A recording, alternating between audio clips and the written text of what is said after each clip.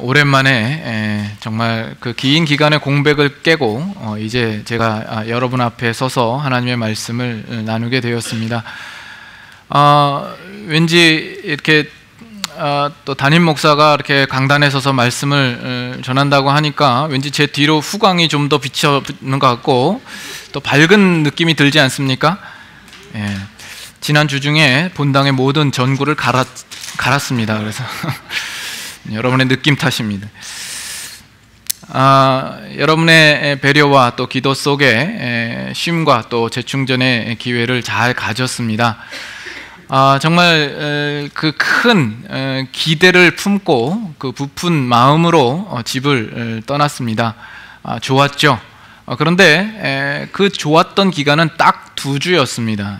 이 2주를 지나고 나니까 제 마음 어느 한 구석에 어떤 불안감이 항상 있고 눌리는 마음이 있습니다. 뭔가 내가 해야 될 것을 하지 못하고 있는 듯한 그런 느낌을 받았습니다.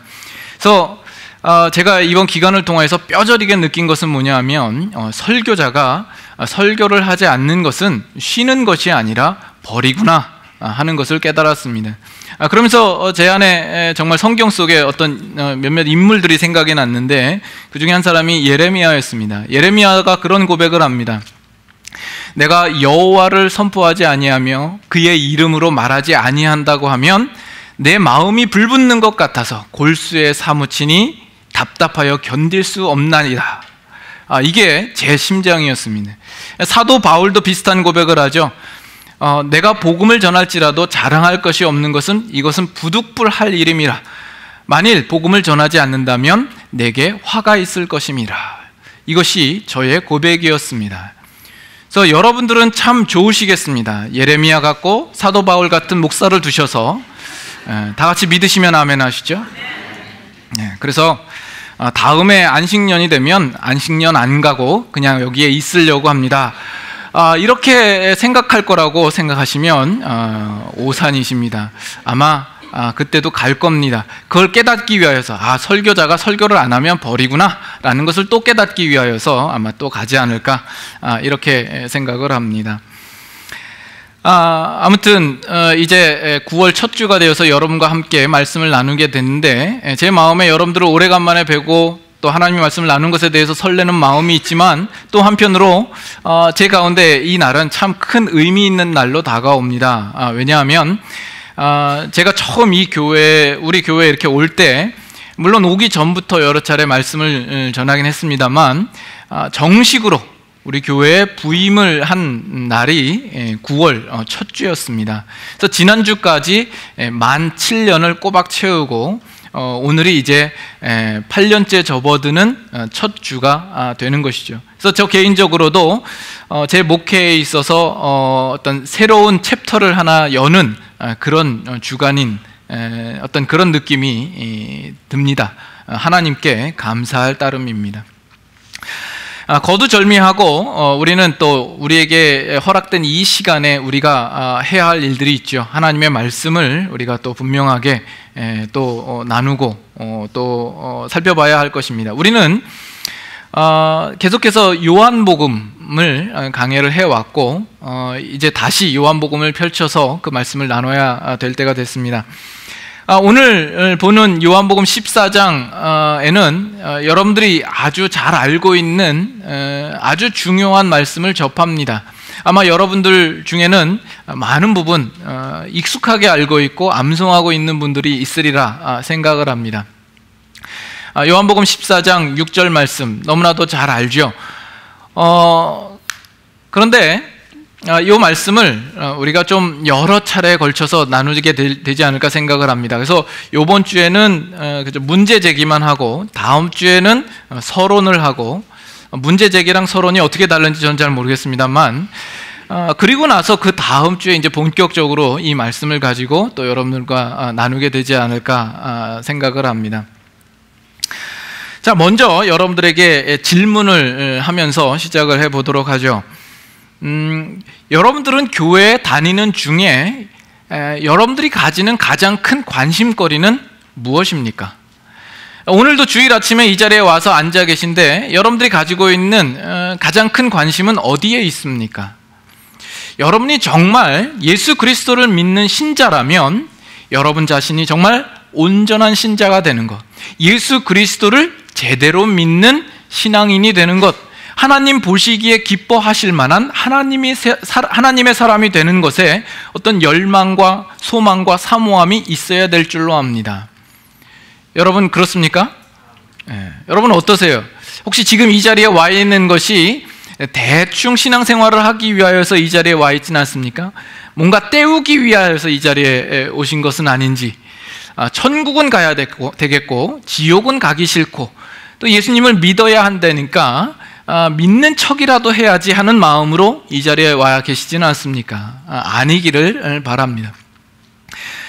우리가 교회라고 한다면 이 교회 가운데에서 이 교회라는 것은 그 안에 있는 성도들을 어떻게 해서든지 하나님 앞에 온전히 세우는 그 목표와 그 역할을 감당해야 되리라 생각을 합니다. 이번에 한국을 가면서 제 마음속에는 언제나 우리 교회를 염두에 두고 있고 어떤 교회가 정말 참 교회인가, 좋은 교회인가 하는 그 고민을 안고 갔습니다. 여러분 생각에는 어떤 교회가 참 교회라고 생각하세요? 어떤 교회가 좋은 교회입니까? 교회가 크고 번듯하고 웅장해서 잘 지어진 교회? 그건 아니죠. 교회가 커서 신자들이 많이 모여서 꽉꽉 들어찬 교회, 그것이 좋은 교회입니까? 아니면 그 교회가 아주 체계적으로, 조직적으로 잘 정비가 되어 있는 교회가 좋은 교회입니까? 그러나 교회의 참된 진정한 의미를 우리가 생각할 때 참 교회라는 것은 그 교회를 구성하고 있는 교인들이 어떤 교인이냐에 달려 있다라고 생각을 합니다. 결국 좋은 참 교인, 참 신자가 있는 교회가 좋은 교회일 겁니다. 그러면 참 교인은 어떤 교인입니까? 여러분들 생각에 기도 열심히 하고 말씀 열심히 보는 그런 신자가 진정한 참 교인입니까? 아니면 인성이 아주 성숙되어져 있고 성품이 좋고 온유한 성도들이 많은 그런 교인들이 참 교인입니까? 아니면 봉사 많이 하고 실천을 잘 행하는 그런 교인이 좋은 교인입니까? 물론 일면 좋은 교인이다 이렇게 이야기할 수 있을 것입니다. 그러나 그런 부분들은 얼마든지 우리가 조금만 더 신경 쓰면, 우리가 좀 더 노력하면 그러한 모습처럼 얼마든지 보일 수 있는 게 그런 모습입니다. 얼마든지 내가 좋은 신앙인인 양, 신앙인인 척 할 수 있는 모습들인 거죠. 그렇다면 참 교인이라고 했을 때, 참 신자라고 했을 때는 보다 좀 더 근본적인 평가가 이루어져야 되리라 생각을 합니다. 그래서 우리가 진정한 참 교회와 참 신자가 되기 위하여서 우리는 어떠한 부분에 집중해야 할 것이며 또 어떻게 힘써야 할지에 대하여서 우리가 같이 좀 생각을 해보기를 원하는 겁니다. 그래서 오늘 말씀을 나눌 때에 좀 다른 본문을 함께 넣었죠. 서브텍스트를 같이 넣었는데 우리가 그 부분을 한번 살펴보도록 하죠. 누가복음 10장으로 한번 가보겠습니다. 누가복음 10장. 원래는 10장 25절부터 37절까지 다 읽어야 되는데 시간 관계상 25절부터 29절까지만 한번 같이 교독하도록 하죠. 25절부터 제가 먼저 읽습니다. 어떤 율법 교사가 일어나 예수를 시험하여 이르되 선생님 내가 무엇을 하여야 영생을 얻으리이까? 예수께서 이르시되 율법에 무엇이라 기록되었으며 내가 어떻게 읽느냐? 대답하여 이르되 내 마음을 다하며 목숨을 다하며 힘을 다하며 뜻을 다하여 주 너의 하나님을 사랑하고 또한 내 이웃을 내 자신같이 사랑하라 하였나이다. 예수께서 이르시되 내 대답이 옳도다. 이를 행하라. 그러면 살리라 하시니 그 사람이 다 같이 했습니다. 그 사람이 자기를 옳게 보이려고 예수께 여짜오되 그러면 내 이웃이 누구니까? 여기 나와 있는 내용을 간략하게 요약을 하면 어떤 율법 교사가 예수님을 찾아온 거죠. 그래서 그 율법 교사가 예수님께 묻는 질문이 선생님 내가 무엇을 하여야 영생을 얻을 수 있습니까? 라는 질문입니다. 그래서 예수님이 성경에 뭐라 기록되어 있느냐? 네, 하나님을 사랑하고 이웃을 사랑하라 말씀하였습니다. 아, 내가 옳도다, 이를 행하라, 그러면 살 것이라. 그러자 이 율법교사가 자신을 의롭게 보이려고 예수님께 그러면 내 이웃이 누구입니까? 라는 질문을 하게 되고, 그 질문에 따라서 예수님께서 뒤이어서 선한 사마리아인의 비유를 들어서 말씀을 합니다.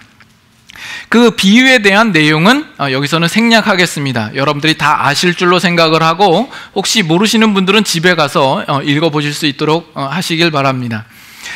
이 본문을 왜 가지고 나왔냐면, 제가 처음에 한국에 가서 주일 예배를 드릴 때에 이 본문을 가지고 들은 첫 설교이기 때문에 그렇습니다. 제가 간 교회도 마침 담임 목사님이 휴가 중이시고, 그 교회에 있는 협동 목사님이 이제 설교를 하십니다. 그 목사님은 어느 신학교의 교수님으로 재직 중에 있는 분이셨습니다. 그래서 저도 이 본문을 가지고 여러분들과 나누었던 기억이 있고, 그래서 제가 했던 설교와 또 이분이 한 설교에 대해서 좀 비교도 해보면서, 특별히 신학교 교수님이기 때문에 좀 더 통찰력 있는 어떤 해석이나 견해가 있을 것을 기대하면서 설교를 경청하게 되었습니다. 그 해석의 요점은 이렇습니다. 이 율법 교사가 예수님께 묻는 질문과 또 예수님이 이 율법 교사에게 묻는 질문과의 어떤 대조 속에서 이 본문을 해석합니다. 이 율법 교사가 묻는 것은 누가 내 이웃입니까? 라는 것이고, 예수님께서 나중에 묻는 질문은 뭐예요? 36절 보시면, 내 생각에는 이 세 사람 중에 누가 강도 만난 자의 이웃이 되겠느냐라는 겁니다. 그래서 율법 교사가 이야기할 때는 누가 내 이웃입니까? 자기를 중심으로 해서 어디까지가 이웃입니까? 라는 질문이 되는 것이고, 예수님의 대답은 누가 강도 만난 자의 이웃이 되겠느냐? 그 강도 만난 자, 어려움에 처한 자의 입장에서, 자기 중심이 아닌 그 도움이 필요한 자의 입장에서 내가 이웃이 되어 주어라라는 그 의미로서 예수님께서 묻고 있는 것이다라는 것이죠. 이것은 정당한 해석입니다. 자기 중심적이 아니라 도움이 필요한 자의 입장에서 내가 이웃이 되어 주라라는 것이죠. 그리고 나서 예수님께서 마지막으로 하시는 말씀이 뭡니까? 37절 다 같이 한번 읽어보실까요? 이르시되 자비를 베푼 자니이다. 예수께서 이르시되 가서 너도 이와 같이 하라 하시니라. 가서 너도 이와 같이 하라 라는 말씀을 주십니다. 그분이 이제 이런 설교를 하시면서 마지막에 이 내용을 좀 더 우리 삶에 적용하기 위하여서 어떤 이야기를 하냐면, 세월호 사건을 이야기를 합니다. 세월호 사건이 있은 이후에 시간이 지나면서 기독교계의 몇몇 목사님들이 엉뚱한 소리를 하고 망언을 함으로써 실제로 그 피해 가족들이 가지고 있는 그 슬픔과 그 아픔을 충분히 배려하지 않은 어떤 이야기를 함으로써 그것을 들은 많은 국민들이 기독교와 어떤 목사에 대하여서 상당한 비난과 욕을 얻게 된 어떤 그런 사례를 들어서 이야기를 합니다. 그런데 그 와중에 어느 기독교 신문의 어느 한 장로님이 그 시사 컬럼을 냈는데, 그 컬럼의 내용을 소개합니다. 그 컬럼의 내용은 뭐냐면, 오늘날 기독교와 그 기독교계가 공감 능력을 상실했다라는 것입니다. 공감 능력이 퇴화됐다라는 이야기입니다. 그 내용에 대하여서 아주 강한 긍정과 동의를 하시면서, 오늘 우리들은 이런 공감 능력을 회복해야 될 것이다 말씀하시고, 오늘 이 선한 사마리아 비유의 내용을 들어서 오늘 우리들도 이 선한 사마리아인의 DNA를 일깨워야 되겠다라는 설교의 내용으로 마무리를 지셨습니다. 이 설교에 대한 내용에 대해서 거기 있는 성도님들은 어떤 분도 문제 삼지 않았습니다. 어떤 누구도 이 일을 얘기하지 않았습니다. 뭐 그 상황에서 어느 누구도 이의를 제기할 수 없었겠죠. 아마 제가 보기에는 많은 분들이 아무렴 그렇지, 우리가 그렇게 살아야지, 우리가 남을 도와오면서 살아야지 하는 이런 마음이었던 것 같습니다. 그 외에 나머지 분들은 전혀 관심이 없이 들었겠죠. 지금 여러분들처럼. 아닙니까? 잘 듣고 계십니까? 안 듣고 계신 거 아니에요? 정말 오랜만에 이렇게 뵀는데 이러시기에요? 뭔가 반응이 있어야 할 거 아닙니까? 자, 그런데 그 말씀을 제가 곱씹으면서 제 안에 뭔가 좀 심각성을 느끼기 시작했습니다. 좀 본의 아니게 그분 설교를 좀 디스하는 어떤 그런 상황이 됐는데, 제가 그분에 대해서 억한 감정이 있다거나 그럴 목적으로가 아니라, 이 부분이 오늘 우리 신앙생활을 하는 데 있어서 아주 중요하고 핵심적인 부분들을 우리로 하여금 깨닫게 하는 중요한 사건이기 때문에, 내용이기 때문에 여러분들에게 좀 더 자세하게 이야기를 하고 싶은 것입니다. 뭔가 잘못됐다, 뭔가 이상하다라는 느낌을 받았습니다. 뭐냐 하면, 결국 지금 예수님께서 이 선한 사마리아인 비유를 통하여서 말씀하셨을 때 그 결론이 우리가 공감 능력을 회복해야 될 것이다. 우리 안에 있는 선한 사마리아인의 DNA를 일깨워서 우리도 나아가서 이웃을 그와 같은 마음으로 사랑해야 될 것이다 라는 내용으로 귀결되더라는 것입니다. 이렇게 되면 기독교는 우리 안에 있는 어떤 잠재 능력을 깨우는 것이 기독교가 되어버립니다. 내 안에 숨어있고 내 안에 잠재되어 있는 어떤 유전자, 선한 사마리아인의 DNA를 일깨우는 것, 내가 그동안 소홀히 했고 알지 못했던 공감 능력을 다시금 회복시키는 것, 이것이 기독교가 되어버린다라는 거죠.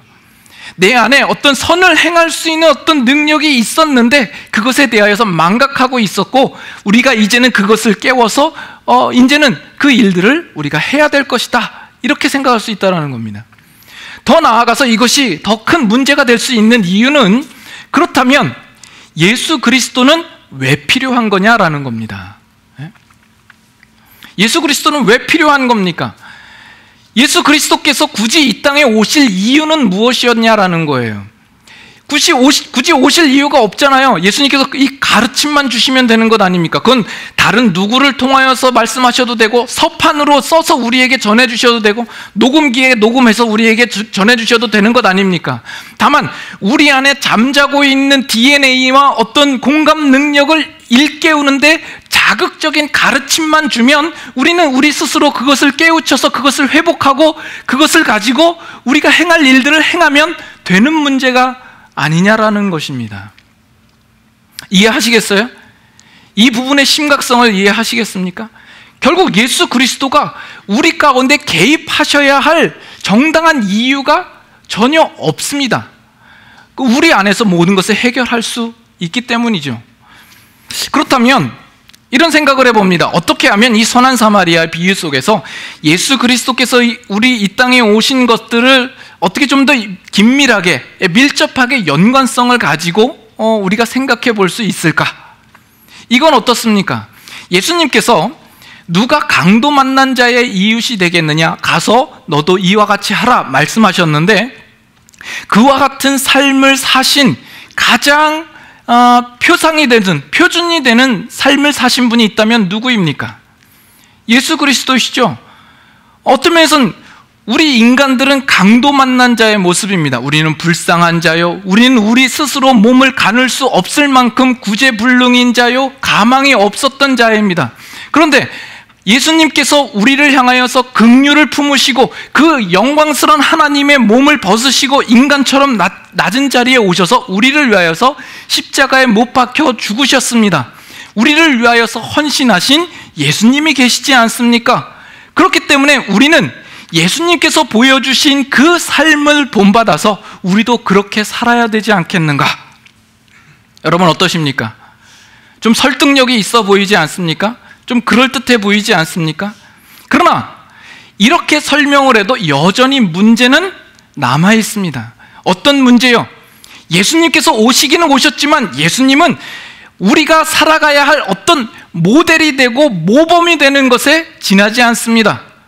그저 우리가 본받을 대상으로서만 우리 옆에 서 있는 것이죠. 자, 처음으로 한번 이 비유 처음으로 돌아가 볼게요.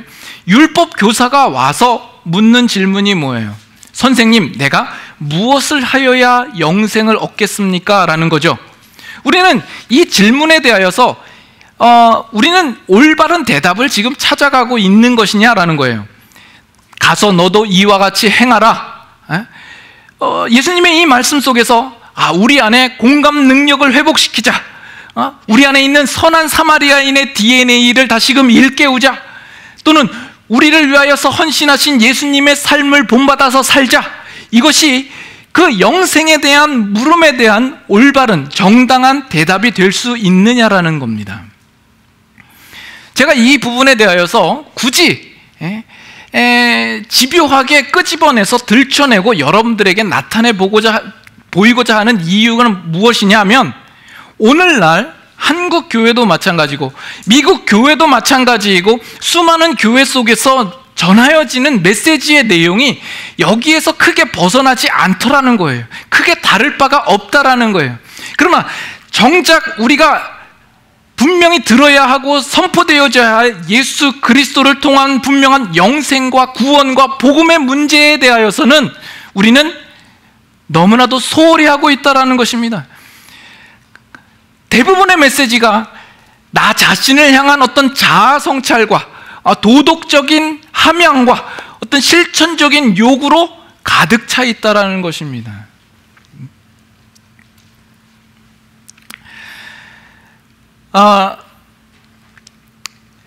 여러분 한번 잘 생각해 보세요. 여러분들이 지금까지 신앙생활을 해 오시면서 들어보셨던 설교의 내용들을 한번 되씹어 보십시오. 그 내용이 혹시 여기서 크게 벗어나지 않지 않습니까? 잘 생각이 안 나십니까? 그러면 이번 주에 가셔서 여러분들이 전혀 알지 못하는 설교를 무작위로 한 두세 편 들어보세요. 그 중에 적어도 하나 이상은 이런 설교의 내용이 대부분일 것입니다. 어쩌면 우리는 지금까지 신앙생활을 하면서 이런 설교의 내용들을 너무나도 익숙하게 들어왔는지도 몰라요. 어쩌면 저도 과거에 이런 내용이 주된 설교의 메시지였을지도 몰라요.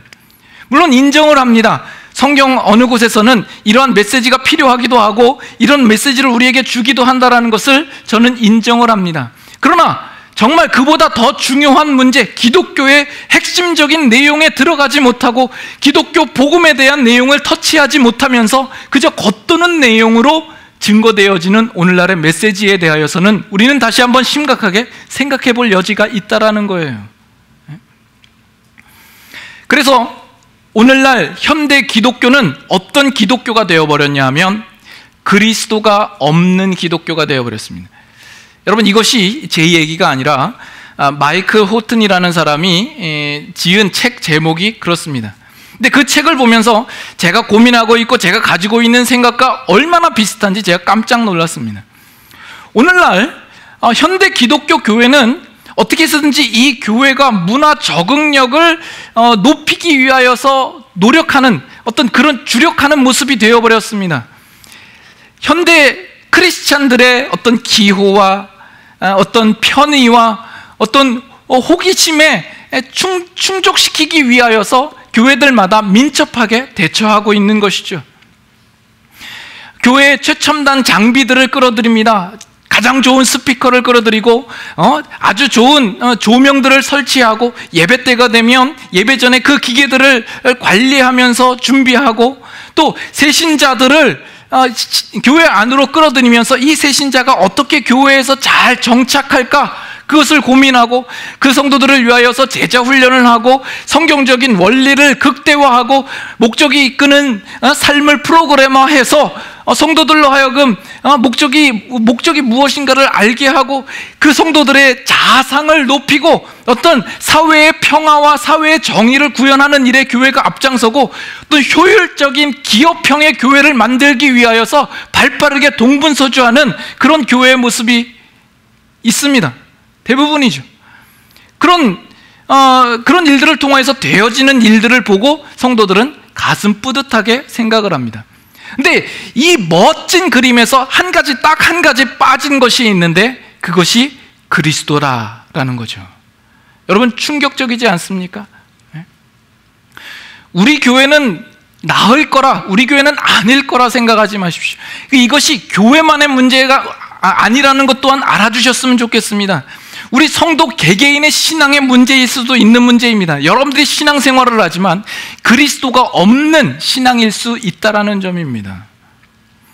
그래서 그 책 서두에 보면 이런 내용이 나옵니다.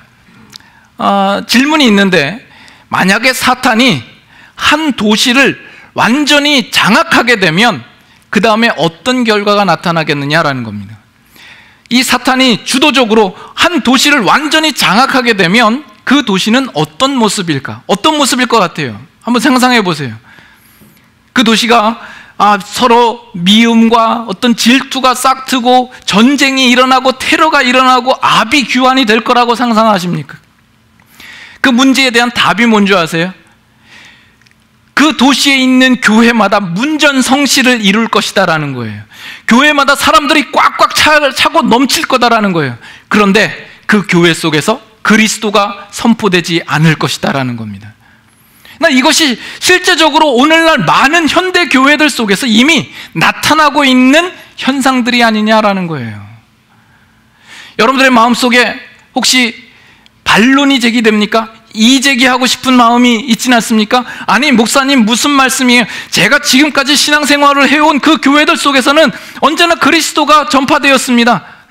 오늘날 어느 교회를 가도 예수 그리스도를 이야기하지 않는 교회가 어디 있습니까?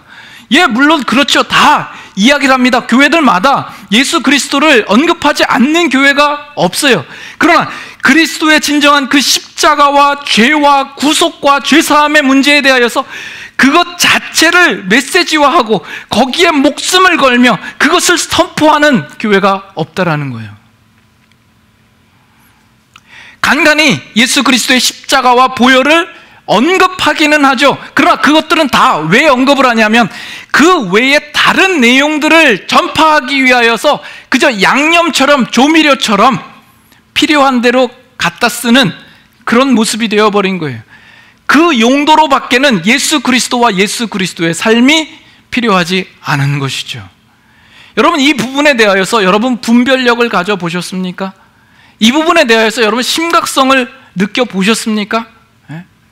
좀 어리둥절합니까? 아직 항복이 안 되세요?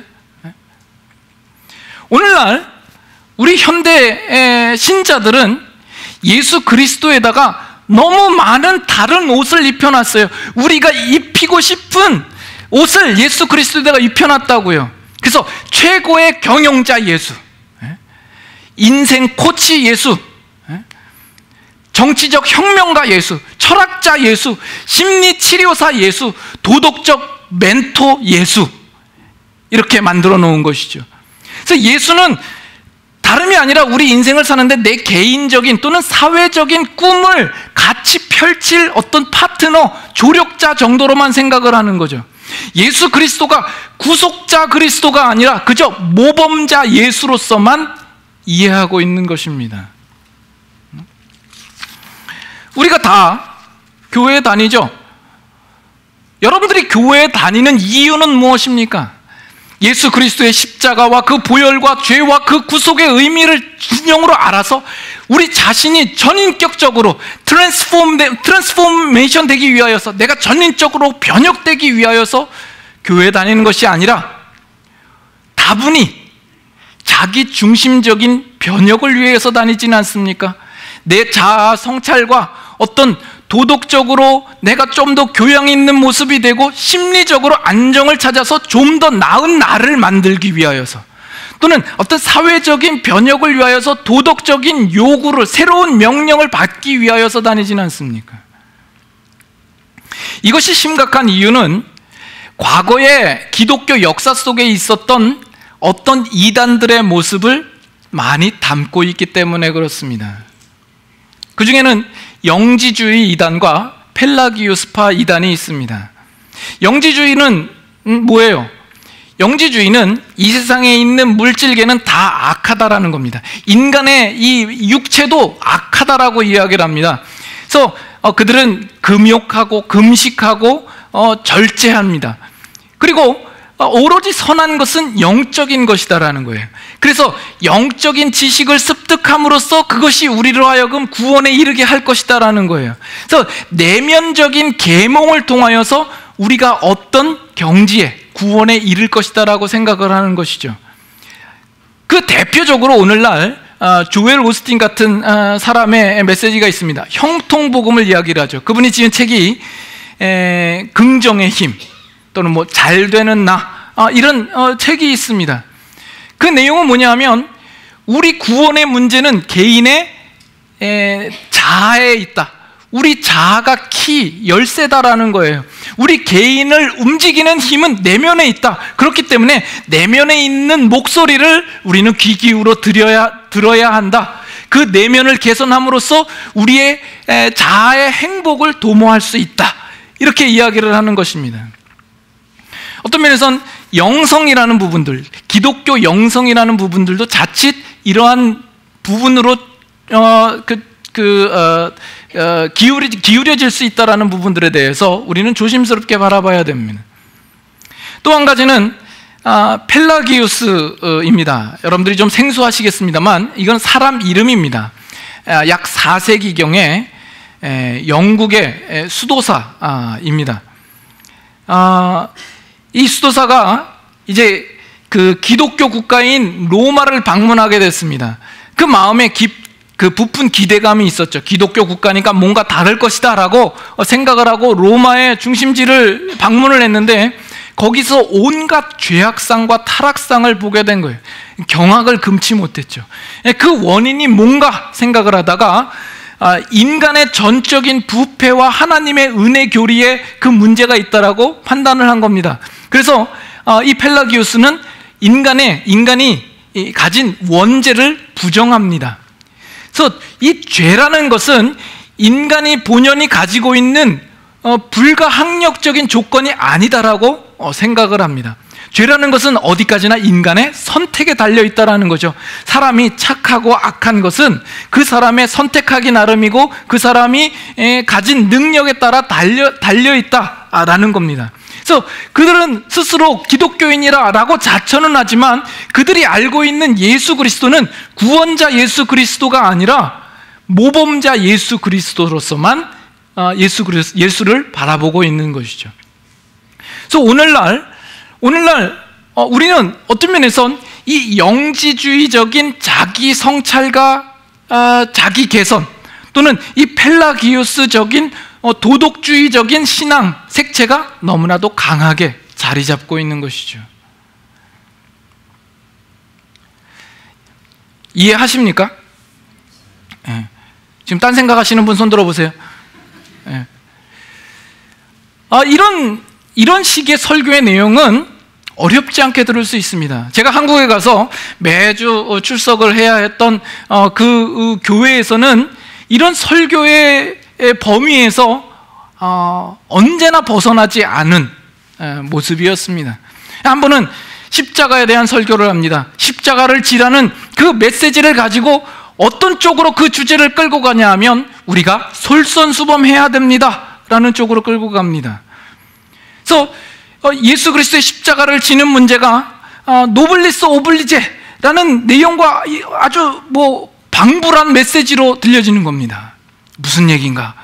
노블리스 오블리제라는 뜻을 여러분 아시죠? 집에 가서 찾아보세요. 결국 그 결론이 어디로 나냐면 우리가 십자가의 정신을 본받읍시다 라는 겁니다. 십자가의 정신을 본받읍시다 라는 겁니다. 여러분 그 미묘한 차이를 좀 알기를 원하고 여러분 분별력을 가지기를 원합니다. 그걸 듣는 교인들은 그 부분에 대하여서 너무나도 익숙해져 있어요. 아무렇지 않게 듣습니다. 그리고 그것이 성경적인 메시지라고 굳게 믿고 있을 것입니다. 어쩌면 오늘 우리 모두는 그러한 메시지들에 대하여서 아무런 분별력 없이 너무나도 당연하게 지금까지 신앙생활을 해왔는지도 모르는 문제입니다. 일례로 1990년대에 아주 선풍적인 인기를 끌었던 책이 있었죠. What would Jesus do? 만일 예수님이라면 어떻게 행하셨을까라는 거죠. 여러분, 그 안에도 여러분 문제가 있습니다. 우리는 그때 그것이 예수님이 어떻게 행하셨을까라는 것을 우리가 스스로 생각하고 그 일들을 행하는 것이 그리스도인 된 참된 모습이라고 생각을 했겠죠.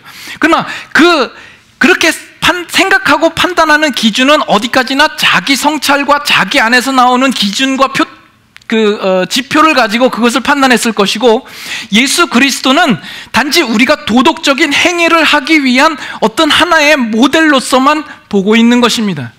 그 질문 속에서는 예수 그리스도가 우리의 진정한 참 구세주요 구원자 되신다라는 그런 메시지를 우리는 얻을 수가 없었던 거죠.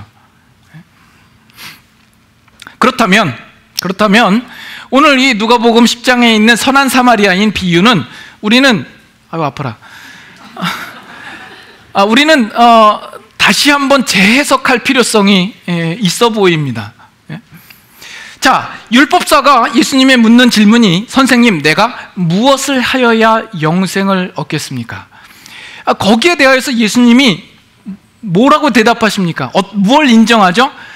그 율법사가 하나님을 마음을 다하고 목숨을 다하고 뜻을 다하여 사랑하라, 내 이웃을 내 몸과 같이 사랑하라 하셨습니다. 그러니까 예수님이 네 말이 옳도다, 이를 행하라, 그러면 살리라 라는 거예요. 자, 그런데 이 부분은 어떤 면에선 구약의 이스라엘 백성들에게 주어졌던 율법의 내용과 크게 다르지 않은 부분 아니에요? 우리 지난주까지 조재선 목사님이 이제 십계명을 가지고 설교했습니다만, 그 십계명의 내용 안에서도 하나님을 사랑하고 이웃을 사랑하는 이 문제는 동일하게 나타난 율법의 문제입니다. 그렇지 않습니까? 예수님께서 가서 너도 이와 같이 행하라 라는 것도 하나의 예수님께서 덧붙여서 주시는 하나의 명령이요, 율법 그 이상에 지나지 않지 않습니까? 지금까지 있었던 율법 속에서 하나의 율법에 대한 문제를 하나 더 얹혀주는 것 외에 뭐 다른 것이 있겠습니까? 이 영생의 문제에 대하여서 이스라엘 백성이 이미 십계명을 받고 하나님으로부터 율법을 받았지만, 그들이 지키는 그 율법으로서는 이 영생의 문제를 지금까지 해결하지 못했던 문제였습니다. 지금 이 율법교사도 율법교사이니까 그가 얼마나 율법에 철저한 사람이었겠습니까? 거기서 예수님께서 가서 너도 이와 같이 행하라 라고 했을 때에 그것을 행하면 되는 문제, 이 율법교사에게 있어서는 크게 어려운 문제가 아닐 수 있지 않습니까? 그러면 이 비유는, 이 내용은 무엇이냐라는 거예요. 한 가지 우리가 잘 봐야 될 하나의 포인트가 있다면 이것입니다. 지금 율법 교사가 이해하고 있고 가지고 있었던 그 율법의 그 한계를 넘는 율법에 대한 명령을 예수님께서 도전하시고 있다라는 이야기예요. 지금 이 율법 교사는 자신을 의롭게 보이려고 지금 예수님께 묻고 있습니다. 내 이웃이 누구입니까? 어떤 율법이든지 주십시오. 그러면 내가 그 율법을 행할 자신이 있습니다라는 거거든요. 그러나 거기에 대해서 예수님은 누가 이 강도 만난 자의 이웃이 되겠느냐?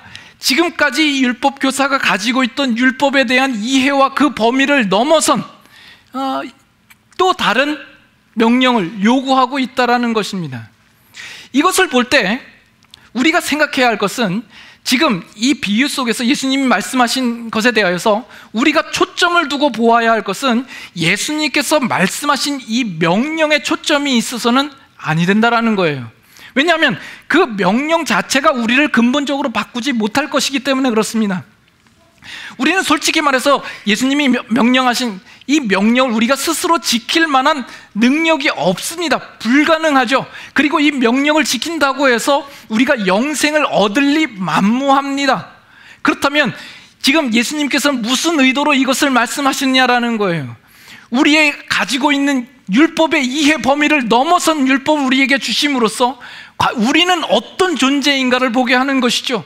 우리는 어떻게 해도 그 율법을 온전히 지킬 만한 자들이 아닌 무능하며 한계가 있으며 연약한 자라는 것을 우리는 분명히 알아야 할 것이고, 우리의 초점은 다시 한번 예수님이 말씀하신 명령이 아니라 그 명령을 우리에게 주시는 예수 그리스도께로 다시 한번 초점이 가야 할 것이다라는 겁니다. 그분은 누구이시기에 우리에게 이와 같은 말씀을 하시는가라는 것이죠. 우리의 유일한 소망은 우리를 위하여서 이 땅에 오시고 십자가에 죽으시고 부활하심으로써 우리가 그와 함께 연합하여서 우리가 다시 태어나는 존재가 되지 않으면 우리는 이 문제를 해결할 수 없다라는 것을 우리는 바라볼 수 있어야 됩니다. 모르겠습니다. 이해를 하셨는지 모르겠습니다. 누가복음 18장 한번 가보세요.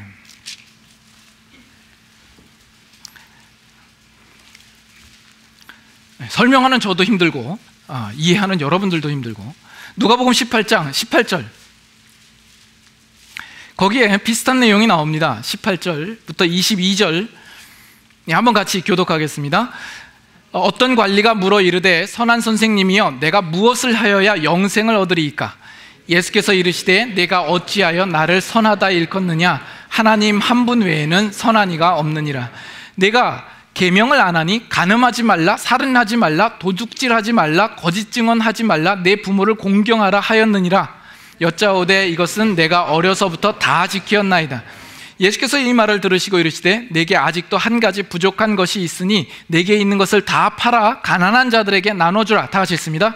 그리하면 하늘에서 내게 보화가 있으리라. 그리고 와서 나를 따르라 하시니.